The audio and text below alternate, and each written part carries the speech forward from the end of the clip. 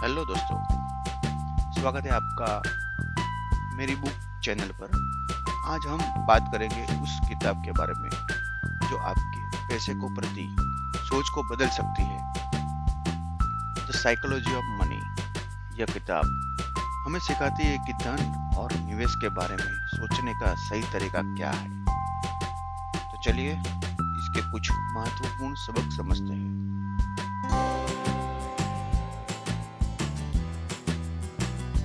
Money and behaviour. पैसे को लेकर हम सभी का व्यवहार अलग अलग होता है। यह सिर्फ आपके ज्ञान पर निर्भर नहीं करता, बल्कि आपकी जिंदगी के अनुभवों पर भी निर्भर करता है। उदाहरण के लिए, जिसने 2008 की मंदी में पैसे खोए हैं, उसकी निवेश करने की सोच और तरीका अलग होगी। और किसी के जिसने 90 के दशक में बुल मार्केट देखी हो, तो उसका सोचने का तरीका अलग हो। अब हम दूसरे भाग में चलते हैं, पैसा कमाना और पैसा बचाना। पैसा कमाना महत्वपूर्ण है, लेकिन उससे भी ज्यादा महत्वपूर्ण है उसे बचाना और समझदारी से खर्च करना।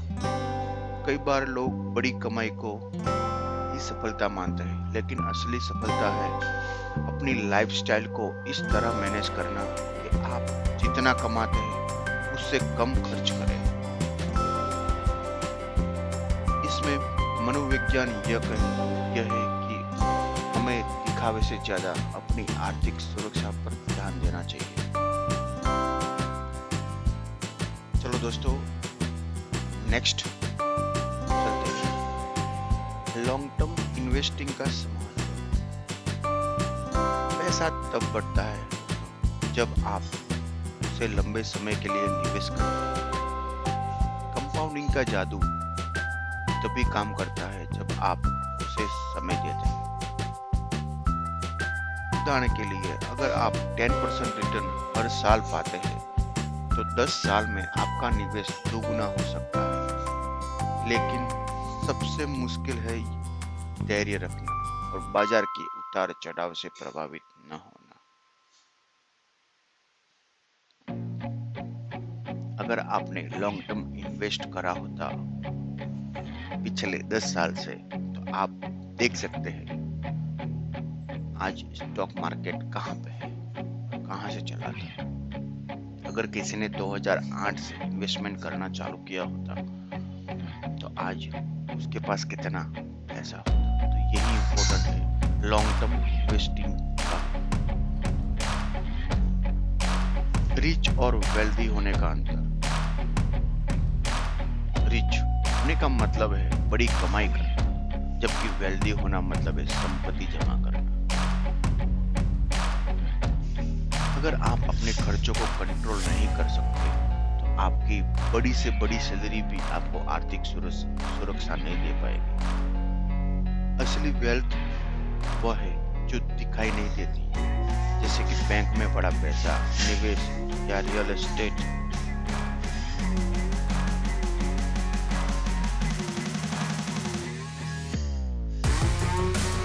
चलो अगले पेज पे जाते हैं, जोखिम और अनिश्चितता को समझे। हर निवेश में जोखिम होता ही होता है और इसे पूरी तरह खत्म नहीं किया जा सकता। हमें यह समझने की जरूरत है कि भविष्य हमेशा अनिश्चित रहेगा। इसलिए हमें अपने पोर्टफोलियो को इस तरह बनाना चाहिए कि हम किसी भी विपरीत परिस्थिति के लिए तैयार रहें। डाइवर्सिफिकेशन या अपने पैसे को अलग अलग जगह निवेश करना जोखिम कम करने का एक तरीका है। उदाहरण के तौर पे, अगर मेरे पास 1 लाख रुपए होता है, तो मैं 1 लाख को अलग अलग, जैसे कि गोल्ड है, स्टॉक है, म्यूचुअल फंड है, ETF है, ऐसे अलग अलग तरीके से मैं मेरे 1 लाख को मैं डाइवर्स करूँगा।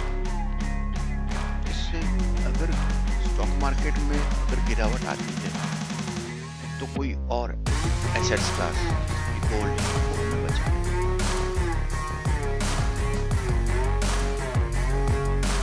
चलो अभी आगे बढ़ते हैं दोस्तों।